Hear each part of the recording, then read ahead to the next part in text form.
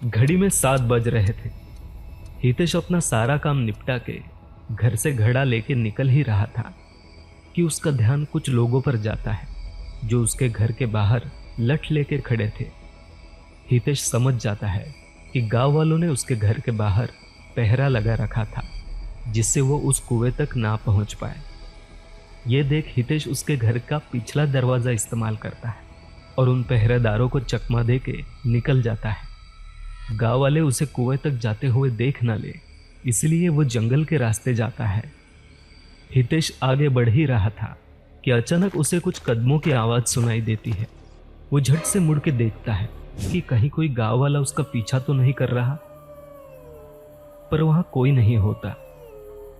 ये सोचते हुए कि जंगल का एरिया है, ऐसी आवाजें तो आएंगी ही। हितेश रास्ते पर वापस आगे बढ़ने लगता है।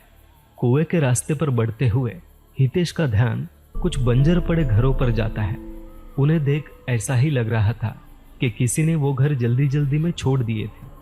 बहुत सा घर का सामान उन घरों में ऐसे ही पड़ा था। हितेश उन घरों को घूर ही रहा था कि अचानक उसे वही कदमों की आवाज वापस सुनाई देती है। हितेश थोड़ा सा सहम जाता है। रह रहकर उसे उसके स्टूडेंट की श्राप वाली बात याद आती है।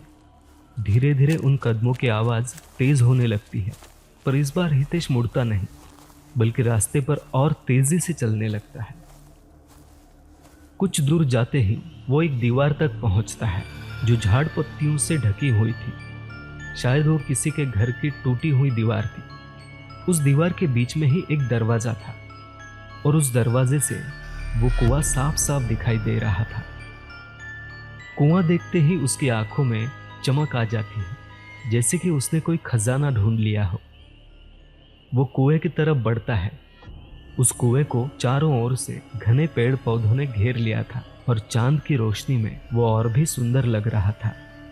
वो नज़ारा देख हितेश की शक्ल पर मुस्कुराहट आ जाती है।